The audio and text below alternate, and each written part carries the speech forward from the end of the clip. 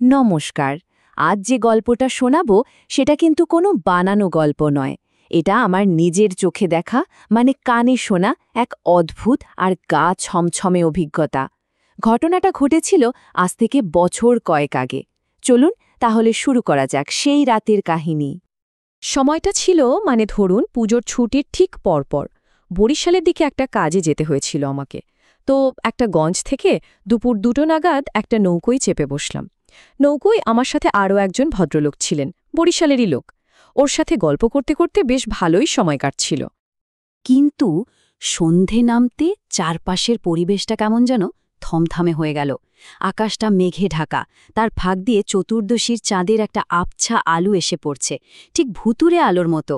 আমাদের নৌকোটাও ততক্ষণে বড় নদী ছেড়ে একটা সরু নির্জন খালের মধ্যে ঢুকে পড়েছে। আর দুপাশে কি জানেন, ঘন জঙ্গল, একদম নিশ্ছিদ্র অন্ধকার। মাঝি বলল, বাবু, এই রাতে আর বড় নদীতে নামা যাবে না, এখানেই নৌকো বাজতে হবে। ব্যাস, যা ভাবা তাই কাজ। চাঁদটাও ততক্ষণে বিশাল সব গাছের আড়ালে হারিয়ে গেছে। আর চারপাশটা, কি বলবো, একটা অদ্ভুত নিস্তব্ধতায় ডুবে গেল। কোনো ঝিঝি পোকার ডাক নেই, কিচ্ছু না, শুধু জমাট বাঁধা অন্ধকার আর ওই জঙ্গল। আর ঠিক তখনই জঙ্গলের গভীর থেকে একটা অদ্ভুত শব্দ ভেসে এলো। প্রথমে মনে হলো, আরে গ্রামোফোন বাজে নাকি, কিন্তু এই জঙ্গলের মধ্যে গ্রামোফোন আসবে কোথা থেকে? ভালো করে কান পাততেই বুঝলাম, না, এটা কোনো যন্ত্রের শব্দ নয়। মনে হচ্ছিল যেন বেশ কয়েকজন মিলে খুব করুণ একটা সুরে গান গাইছে। কিন্তু মিনিটখানেক পরে শব্দটা যেমন হঠাৎ এসেছিল তেমনই মিলিয়ে গেল।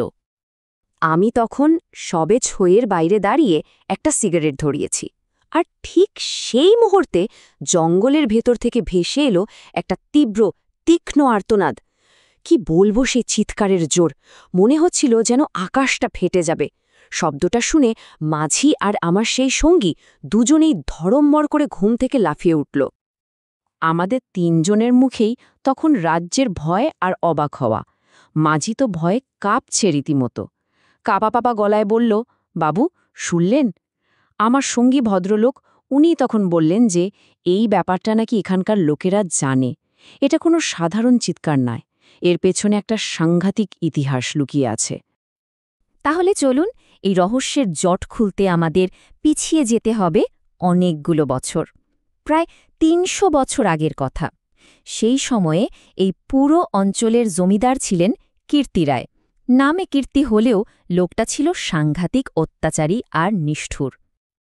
এই গল্পে দুটো প্রধান চরিত্র। একদিকে তো রইল ওই অত্যাচারী কীর্তি রায়, আর অন্যদিকে তার পাশের রাজ্যের এক তরুণ জমিদার, নাম নরনারায়ণ রায়। নরনারায়ণ ছিলেন কীর্তি রায়ের ছেলে চঞ্চল রায়ের খুব ভালো বন্ধু, আর দেখতেও যেমন সুন্দর তেমনই ছিলেন সাহসী। তো একবার হলো কি, কীর্তি রায় নিমন্ত্রণ করে নরনারায়ণকে নিজের রাজ্যে নিয়ে এলেন। সেখানে গিয়ে বন্ধুর বউ লক্ষ্মী দেবীর সাথে নরনারায়ণের বেশ একটা দেউর বৌদির মতো খুনসুটি সম্পর্ক তৈরি হলো। কিন্তু বেচারা নরনারায়ণ ঘুণাক্ষরেও টের পাননি যে তার জমিদারিটা দখল করার জন্য কীর্তি রায় ভেতরে ভেতরে একটা সাংঘাতিক ছক কষছেন। এরপর নরনারায়ণ যখন নিজের রাজ্যে ফিরছেন, ঠিক তখনই কীর্তি রায়ের লেলিয়ে দেওয়া জলদস্যুরা তার নৌকোর ওপর ঝাঁপিয়ে পড়ল। নরনারায়ণকে আহত করে অজ্ঞান অবস্থায় বন্দী করা হল। তারপর তাকে নিয়ে গিয়ে ফেলে রাখা হলো একটা গুপ্ত অন্ধকার কুঠুরিতে। পরিকল্পনা ছিল একটাই, ওখানেই ওকে না খাইয়ে মেরে ফেলা হবে। সেই অন্ধকার কুঠুরিতে যখন নরনারায়ণ প্রায় মৃত্যুর অপেক্ষা করছেন, ঠিক তখনই একটা অবিশ্বাস্য ঘটনা ঘটল। তিনি দেখলেন এক হাতে প্রদীপ নিয়ে তার সামনে এসে দাঁড়িয়েছেন লক্ষ্মী দেবী, হ্যাঁ, তার বন্ধুর স্ত্রী। তিনি কোনোভাবে তার শ্বশুরের এই শয়তানি পরিকল্পনার কথা জানতে পেরে গেছিলেন, আর নিজের জীবনের ঝুঁকি নিয়ে নরনারায়ণকে বাঁচাতে এসেছিলেন। লক্ষ্মীদেবী একটা গোপন সুড়ঙ্গ চিনতেন। সেই পথ দিয়েই তিনি নরনারায়ণকে দুর্গের বাইরে খালের ধারে নিয়ে এলেন। কিন্তু পালানোর আগে তিনি নরনারায়ণের থেকে একটা প্রতিজ্ঞা আদায় করে নিলেন। শর্ত দিলেন, নরনারায়ণকে কথা দিতে হবে যে সে কোনোদিনও তার শ্বশুর কীর্তি রায়ের কোনো ক্ষতি করবে না। জীবন বাঁচানোর জন্য নরনারায়ণও সে কথা দিলেন। কিন্তু লক্ষ্মী দেবীর কপালে যা লেখা ছিল তা ভাবলেও শিউরে উঠতে হয়। কীর্তি রায় ঠিকই জানতে পেরে যান যে তার পুত্রবধূই নরনারায়ণকে পালাতে সাহায্য করেছে, আর তার শাস্তি হিসেবে তিনি ওই গোপন সুড়ঙ্গের দুটো মুখই বিশাল পাথর দিয়ে বন্ধ করে দেন। ভেতরে লক্ষ্মীদেবী তখনও জীবন্ত। ভাবুন একবার, সেই দমবন্ধ করা অন্ধকারের মধ্যে ছটপট করতে করতে লক্ষ্মীদেবীর মৃত্যু হয়। এই ভয়ঙ্কর খবরটা যখন নরনারায়ণের কানে পৌঁছাল, তখন তার শোক আর রাগ মিলেমিশে একাকার হয়ে গেল। তিনি আর প্রতিজ্ঞার কথা ভাবলেন না।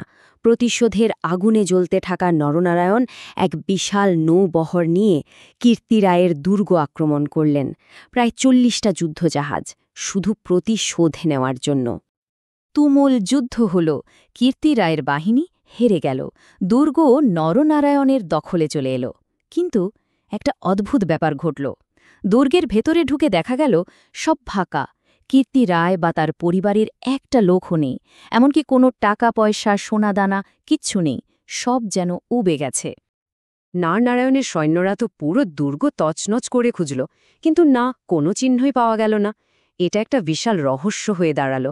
এতগুলো মানুষ, এত ধন সম্পত্তি নিয়ে কীর্তি রায় রাতারাতি কোথায় গায়েব হয়ে যেতে পারেন? এর কিছুদিন পর যুদ্ধের সময় আহত হওয়া এক চাকরের কাছ থেকে আসল সত্যিটা জানা গেল।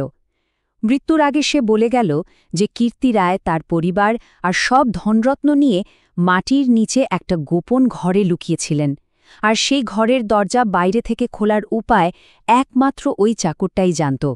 কিন্তু পুরোটা বলার আগেই লোকটা মারা গেল, আর তার সাথেই হারিয়ে গেল সেই গোপন ঘরের চাবি। বুঝতে পারছেন এবার? ওই চাকরের মৃত্যুর সাথেই কীর্তি রায় আর তার পরিবার জীবন্ত কবরস্থ হয়ে গেল। আর ঠিক এইখানে ৩০০ বছর আগের সেই ভয়ঙ্কর ঘটনাটা এসে মিলে যাচ্ছে আমাদের সেই রাতের অভিজ্ঞতার সাথে। যে আর্তনাদটা আমরা শুনেছিলাম তার উৎস কিন্তু এই ইতিহাসেই লুকিয়ে আছে। এখানকার মানুষ বিশ্বাস করে ওই রাতে যে চিৎকার শোনা যায় ওটা আসলে ওই মাটির নিচের গোপন ঘর থেকে ভেসে আসে। কীর্তি রায়ের পরিবারের সেই অভিশপ্ত আত্মারা নাকি আজও ওই জীবন্ত সমাধি থেকে মুক্তির জন্য চিৎকার করে, বাইরের দুনিয়ার কাছে সাহায্য চায়, আমাদের বাঁচাও, আমরা এখানে আছি। এখন প্রশ্নটা হল, যদি একটা আর্তনাদ, একটা সাহায্যের আরতি ৩০০ বছর ধরে এভাবেই প্রতিধ্বনিত হতে থাকে, তাহলে কি গল্পটা সত্যিই শেষ হয়েছে, নাকি এটা শুধু একটা লোককথা নয়, একটা জীবন্ত অভিশাপ যা আজও সেই অন্ধকার জঙ্গলে রাতের নিস্তব্ধতায় অপেক্ষা করে চলেছে? এর উত্তর হয়তো কারোরই জানা নেই।